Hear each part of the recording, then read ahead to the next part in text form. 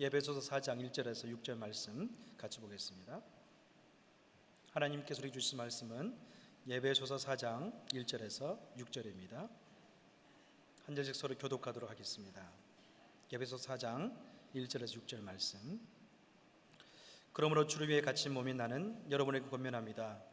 여러분은 부르심을 받았으니 그 부르심에 합당하게 사십시오. 겸손히 오래 참음으로 행하되 사랑 가운데서 서로 용납하고 화평에 매는 줄로 성령께서 하나 되게 하신 것을 힘써 지키십시오. 여러분이 부르심의 한 소망 안에서 부르심을 받은 것은 몸도 하나요 성령도 하나이며 주도 하나요 믿음도 하나요 세례도 하나요 하나님도 한 분이시니 곧 만유의 아버지이십니다. 하나님은 모든 것 위에 계시고 모든 것을 통해 계시고 모든 것 안에 계십니다. 아멘. 사람들은 우리를 보고 교회 다니는 사람이라고 칭합니다. 또 한 가지는 교회에 대해 조금 아는 사람들은 교회 다니는 우리를 보고 성도로 칭합니다. 또 때로는 집사님이다 그렇게 칭하기도 합니다. 그러나 또한 교회 다닌 것 때문에 때로는 우리에게 호감을 갖기도 합니다. 때로 어떻습니까? 우리가 교회 다닌 것 때문에 때로는 많은 불편함과 어려움도 겪을 때가 있습니다. 적당한 거리를 유지하죠. 왜냐하면 우리가 전도해서 그 사람들을 교회에 이끌까 봐 두려운 나머지 적당한 거리를 유지하는 경우도 있습니다. 세상 사람들 우리가 믿음을 가지고 살아가는 그 자체에 대해서 많은 관심을 가지고 있습니다. 때로 어떻습니까? 세상 사람들은 우리가 믿음을 가지고 있기 때문에 많은 기대를 가지고 있습니다. 그러나 우리 예수 믿는 성도는 주변 사람도 중요하지만 하나님께서도 우리가 주님을 섬기기 때문에 어떻습니까? 많은 기대를 가지고 있습니다. 하나님 우리를 부르셨을 뿐만 아니라 그 부르심에 대한 기대를 또한 하나님은 가지고 있다고 말씀합니다.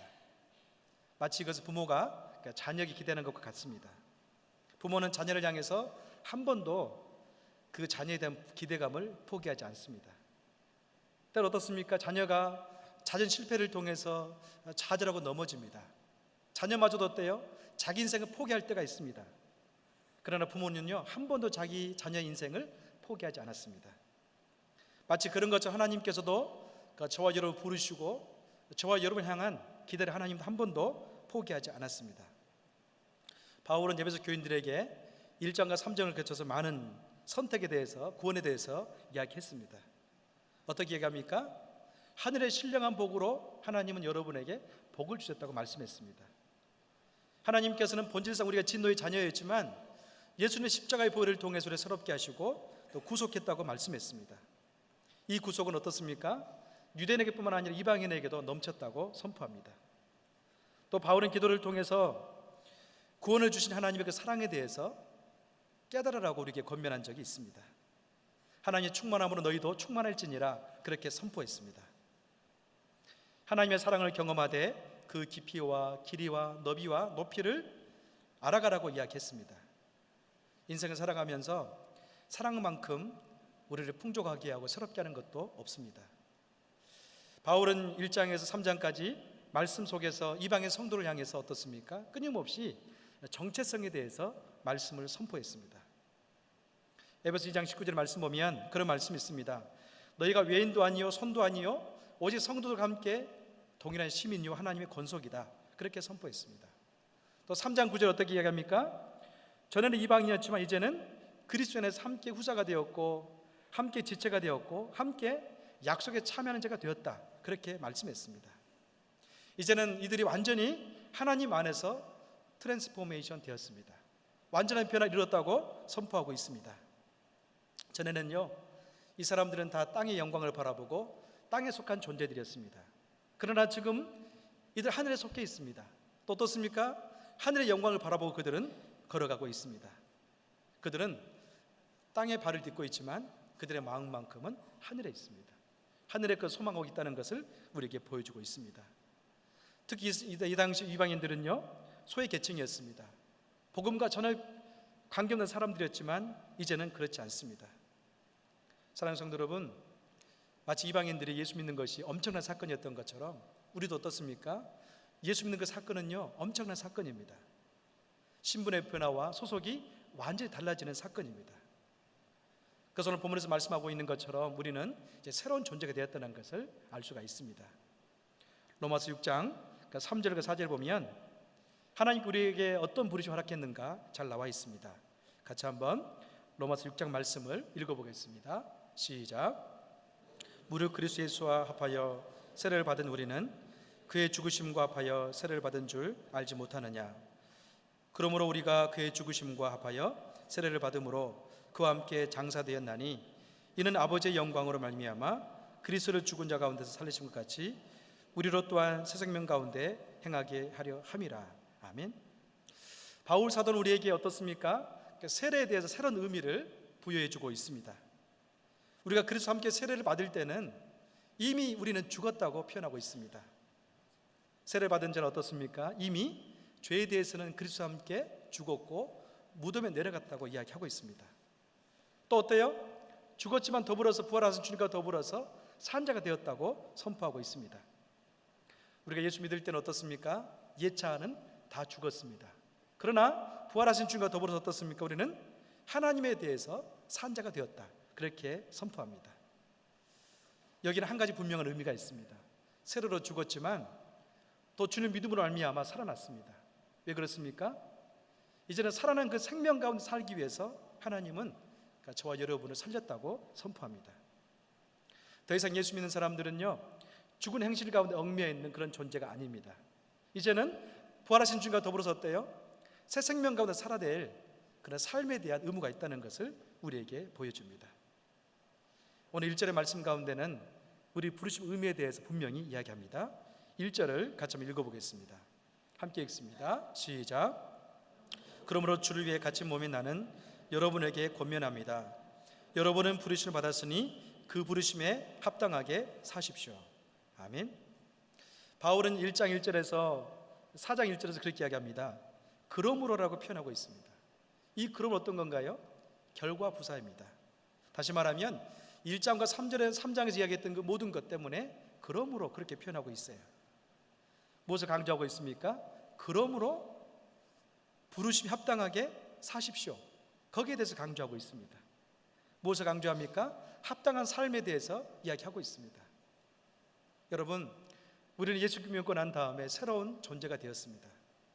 그것은 우리 내적인 변화뿐만 아니라 이제는 무엇을 가지고 있습니까? 삶에 대한 영적인 도전이 있다는 것을 우리에게 보여줍니다. 기독교는 교리 중심의 종교이면서도 교리를 뛰어넘는 그 무언가가 있습니다. 그게 무엇인가요? 교리의 그 무엇가 뛰어넘는 것은 행동입니다. 하나님은 살아계시기 때문에 어떤 관념적이거나 철학적인 하나님이 아닙니다. 우리 하나님 어떤 분입니까? 우리 삶의 현장 가운데 우리의 언어라든지 우리 행동 가운데 살아있는 분이 우리 하나님이십니다. 그렇기 때문에 우리의 믿음의 모든 것들은요, 우리의 변화는 생각뿐만 아니라 말과 행동에서도 나타나야 된다, 그렇게 선포합니다. 이에 따른 첫 번째 부르심은 무엇인가요? 이들은 지금 하나됨에 대한 부르심을 받고 있다는 것을 우리가 알 수 있습니다. 사랑하는 여러분, 성도가 하나 될 수 있습니까? 예스 할 수 있겠죠. 한편으로는 노 하는 분도 있을 겁니다. 그러나 여러분, 우리는요 하나가 될 수 있습니다. 왜 그럽니까? 인간적인 조건과 환경적인 요소를 따지면 하나 될 수 없지만 복음 안에서 하나님과 더불어 하나 될 수 있다는 것을 오늘 본문에서 이야기합니다. 2절 말씀인데요, 2절 말씀 같이 한번 읽어보겠습니다. 시작. 온전히 겸손하고 온유하게 행동하고 오래 참음으로 행동하되 사랑 가운데 서로 용납하고. 아멘. 우리가 하나님 안에 하나를 이루기 위해서는요 적어도 세 가지가 필요합니다. 첫 번째는 무엇인가요? 온전히 겸손하라, 그렇게 이야기하고 있습니다. 이 당시 헬라 문화 같은 경우는 겸손한 단어는 미덕으로 여기지 않았습니다. 오히려 이 단어는요 비열하고 노예된 상태의 수치심을 나타내는 그런 단어였습니다. 당시에 겸손이라는 것은 뭐냐면 굽신겨르면서 복종하는 그런 상태, 수치심을 갖다주는 그런 상태로 많은 사람들이 여겼습니다. 그러나 성경에서는요 이 겸손을 놀랍도록 예수 믿는 사람들의 영적 성숙함을 나타내는 단어로 사용되고 있다는 것을 우리가 볼 수 있어요. 겸손은 무엇인가요? 하나님께 자기 백성을 향한 좋아하는 마음의 태도를 겸손이라고 이야기합니다. 겸손은 무엇인가요? 겸손은 우리 마음속에 하나님과 더불어서 자기를 발견한 그런 상태를 겸손이라고 이야기합니다. 심지어 예수님은 공생 기간 동안에 어린 아이들 자기가 올 때 어떻습니까? 그 아이들을 사랑하고 좋아했습니다. 그러면서 어떻게 이야기해요? 누구든지 아이처럼 겸손하지 않으면 하나님에 들어갈 수 없다, 그렇게 선포했습니다. 여러분, 겸손은 낮은 마음입니다. 겸손의 반대는 무엇인가요? 교만한 마음입니다. 이 교만한 마음 속에는 하나님이 머물지 않습니다. 그러나 겸손한 마음 속에는요, 항상 하나님이 머문다는 것을 우리가 알 수 있어요. 여러분, 그렇다고 우리가 어떻게 겸손할 수 있겠습니까? 우리는 예수님을 닮아감으로 말미암아 겸손한 심령을 가질 수가 있습니다. 빌립보서에 보면 바울이 동일하게 이 겸손함에 대해서, 하나됨에 대해서 이야기하고 있습니다. 빌립보서 2장 5절과 8절 말씀 같이 읽어보겠습니다. 시작. 여러분 안에 이 마음을 품으십시오. 이것은 그리스도 예수 안에 있던 마음이기도 합니다. 그분은 본래 하나님의 본체였으나 하나님과 동등됨을 기득권으로 여기지 않으시고 오히려 자기를 비워 종의 형체를 가져 사람의 모양이 되셨습니다. 그리고 그분은 자신을 낮춰 죽기까지 복종하셨으니 곧 십자가에 달려 죽으신 것입니다. 아멘. 예수는 우리에게 겸손이 무엇인가를 가르쳐주고 있습니다. 겸손은 자기를 비우는 것이다, 그렇게 선포합니다. 예수님은 하나님과 동등됐지만 그는 결코 동등됨에 대해서 치우치지 않았습니다. 도리어 자기를 비워서 어떻습니까? 많은 사람들을 대속하기 위해서 십자가에서 죽기까지 자기를 낮췄다, 그렇게 선포하고 있습니다.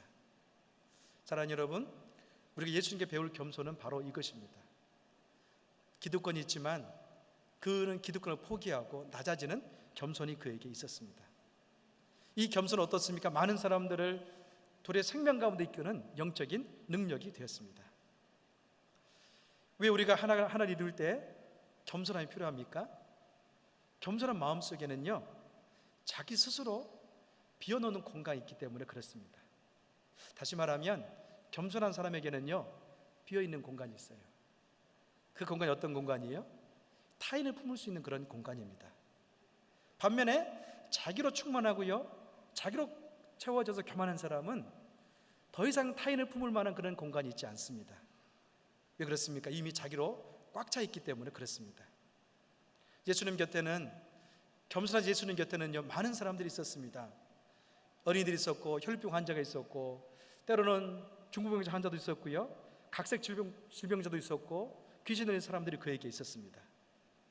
여러분, 예수님의 그 겸손한 마음은 정말로 얼마나 많은 사람을 품을 수 있었는지 모릅니다. 그래서 교회가 하나 되기 위해서는요, 어떻습니까? 타인을 품을 때만이 하나가 될 수 있습니다. 그래서 우리는 겸손한 마음이 있었을 때 교회가 하나가 될 수 있다는 것을 볼 수 있어요. 우리가 잘 아는 것처럼 에베소 교회는 이미 문제가 있었던 교회였습니다. 그래서 뭐였나요? 유대 출신의 크리스찬이 있었습니다. 그들은 끊임없이 자기 종교 우수성과 그 특징을 주장했습니다. 또 반면에 헬라파 그리스도인이 있었습니다. 그들이 이방인이었다 예수 믿었는데요, 그래서 이 둘이는 하나가 될 수 없었습니다. 사랑하는 여러분, 우리가 영적으로 성숙해 간다는 것은 무슨 의미인가요? 다른 것이 아닙니다. 겸손을 의미합니다. 전에는 자기 외에는 보이지 않았는데요, 겸손하고 나가니까 어때요? 타인도 보이기 시작합니다. 옆에 있는 성도도 보이기 시작하고요, 옆에 성도에 있는 아픔도 보이기 시작하고, 옆에 성도에 있는 나약함도 그때부터는 보이기 시작합니다. 그래서 겸손은 성숙을 가름하는 잣대가 될 수 있습니다. 여러분, 겸손한 사람이 모이는 곳에는 뭐가 있어요? 사람들이 자꾸 모여들기 시작합니다. 거기에 사랑이 있습니다. 거기에 은혜가 넘치는 것을 볼 수 있습니다. 교회는 어떤 곳입니까? 교회는 다른 곳이 아닙니다. 교회는 겸손한 사람들 모여있는 곳이 바로 교회입니다. 우리를 향한 하나님 부르시면 다른 것이 아니라 예수님의 십자가 아래서 겸손함을 통해서 많은 사람을 품을 수 있는 그런 공동체, 거기에 우리를 향한 하나님의 부르심이 있습니다. 사랑하는 여러분, 겸손은요, 자기 스스로 만들어져서 이루는 것이 겸손이 아닙니다. 겸손 어떤 건가요? 하나님의 은혜를 발견하면서 나를 발견할 때 찾아오는 것이 겸손입니다. 우리 교회 안에 이런 겸손에 넘쳐나기를 주의 이름으로 축원합니다. 두 번째로 우리가 하나 되기 위해서는요, 필요한 마음의 상태가 있는데 그것은 바로 온유함으로 행동하라, 그렇게 선포합니다. 온유는 다른 것이 아니라 개인적인 이익이나 명예에 관심을 두지 않는 것을 의미합니다. 개인적이라기보다는 공동의 선을 추구할 수 있는 그런 마음이 온유의 마음입니다. 온유한 사람은 공손합니다. 온유한 사람은 사려 깊습니다. 온유한 사람은 자기의 권리를 포기하고요, 남에게 위임할 줄 아는 그런 사람입니다. 교회 공동체나 때로는 세상 공동체일 경우도 잘 되기 위해서는요, 이 온유한 마음을 가진 사람이 많이 있어야 됩니다. 마태복음 5장 5절에 보면 온유한 사람들에 대해서 그런 말씀이 있습니다. 제가 한번 읽어보겠습니다. 함께 읽어볼까요? 시작. 복되도다 온유한 사람들이여 그들은 땅을 유업으로 받을 것이다. 아멘. 예수님께서도 온유한 사람들에 대해서 복이 있다고 선포했습니다. 왜 그렇습니까? 그들은 땅을 유업으로 받게 될 것이다, 그렇게 이야기합니다. 여러분, 종종 뜻하지 아니하게 어떤 거리를 지나다가 싸우고 있는 것을 보지 않습니까? 그 싸우는 원인을 지켜보면요, 때로는 정말 답답할 때가 있어요. 그냥 한쪽 사람이 포기하면 될 것 같은데 결코 포기하잖아요. 전혀 생명엔 지장 없는 것 같은데 마치 생명에 지장이 있는 것처럼 싸웁니다. 영생에는 전혀 지장이 없는데 마치 거기서 지면 영생이 없어지는 것처럼 싸우는 것을 보게 됩니다. 그러나 여러분, 온유한 사람은요, 이렇게 팽팽한 긴장 속에서 어때요? 그 사건의 경중을 헤아릴 줄 압니다. 그래서 어때요? 물러나는 거죠. 그냥 겸손 온유함으로 거기 머물러 있는 거예요. 싸우지 않습니다.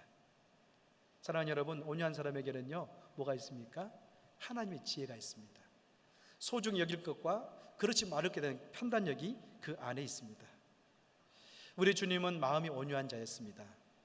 그래서 마태복음 11장에 보면 우리에게 그렇게 권면합니다. 같이 한번 읽어보겠습니다. 시작. 수고하고 무거운 짐진 자들아 다 내게로 오라. 내가 너희를 쉬게 할 것이다. 나는 마음이 온유하고 겸손하니 너희는 내게 멍에를 메고 내게서 배우라. 그러면 너희 영혼이 쉼을 얻을 것이다. 아멘. 우리 예수님께서는 자기를 가리켜서 수고하고 무거운 짐진 자 다 내게로 오라. 내가 너희를 쉬게 할 것이다, 그렇게 말씀 선포한 다음에 어떻습니까? 나는 마음이 온유하고 겸손하니, 그렇게 이야기하고 있습니다.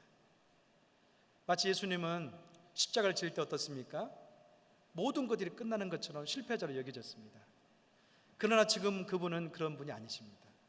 다 실패한 것 같지만 온유하신 그분은 이 나라 이 민족, 온 열방, 온 우주를 통치하는 하나님으로 땅을 차지하고 있는 분이 바로 우리 예수님이십니다. 사랑하는 여러분, 겸손은, 온유는 어떻습니까? 온유는 마치 힘이 없는 것처럼 여겨지고 내가 포기하면 없어진 게 여겨지지만 그때 바로 생기는 것이 온유한 자의 축복인 것을 우리가 알 수 있습니다. 온유한 마음이 있는 것, 온유함은 어떻습니까? 이처럼 하나님의 놀라운 성품임을 우리가 볼 수 있습니다. 마지막으로 하나가 되기 위해서는 필요한 게 있는데 그것은 뭐냐면 오래 참음의 사랑으로 용납하라, 그렇게 선포합니다.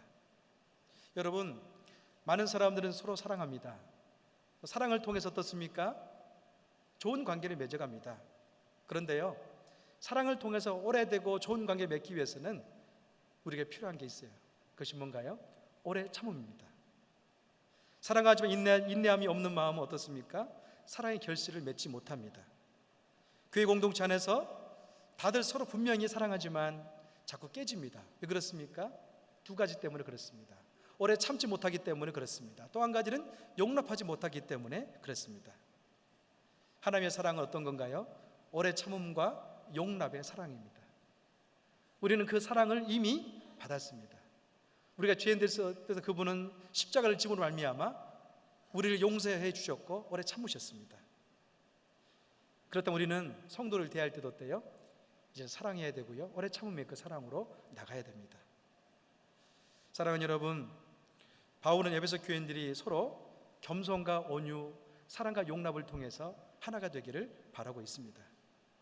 교회 공동체는 바울이 강조하고 있는 것처럼 이 네 가지의 성품, 온유한 마음, 겸손한 마음, 오래 참는 마음, 또 용납하고 사랑하는 마음이 있다면 하나가 될 수 있습니다.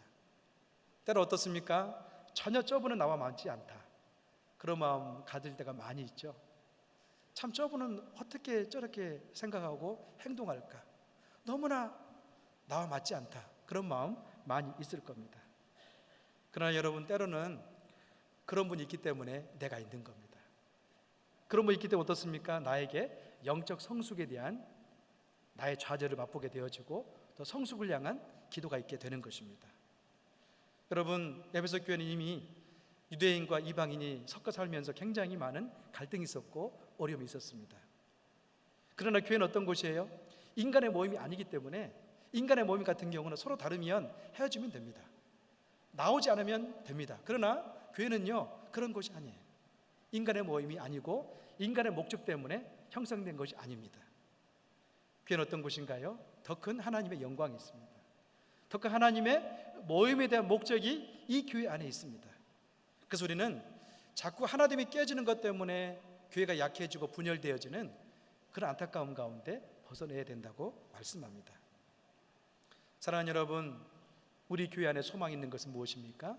3절 말씀 때문에 우리 교회는 소망이 있습니다. 3절 말씀 같이 한번 읽어보겠습니다. 시작. 화평에 매는 줄로 성령께서 하나 되게 하신 것을 힘써 지키십시오. 아멘. 3절 말씀 보면 분명하게 이야기합니다.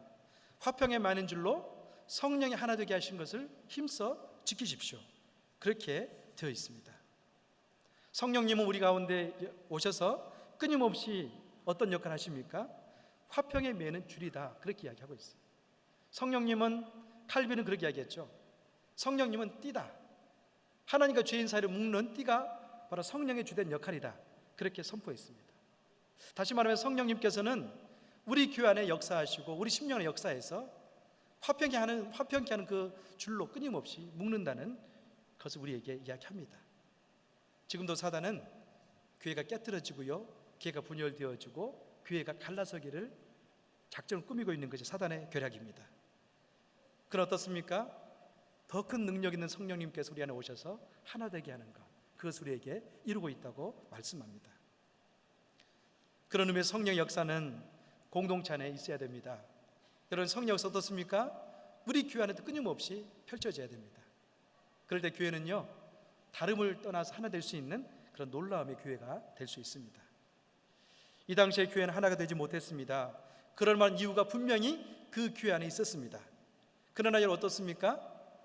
그럼에도 불구하고 성령께서 하나 되게 하는 걸 통해서 초대교회는 능력 있는 그런 교회로 우리에게 본이 된 그런 교회가 되었습니다. 사랑하는 여러분, 여러분 마음속에 그런 마음 가지고 있지 않습니까? 이미 결정하지 않았습니까?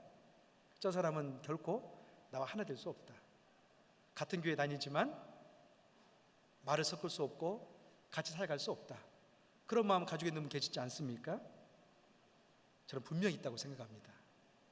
그것은 우리의 수준을 이야기하는 겁니다. 그러나 성령님 어떤 분이세요?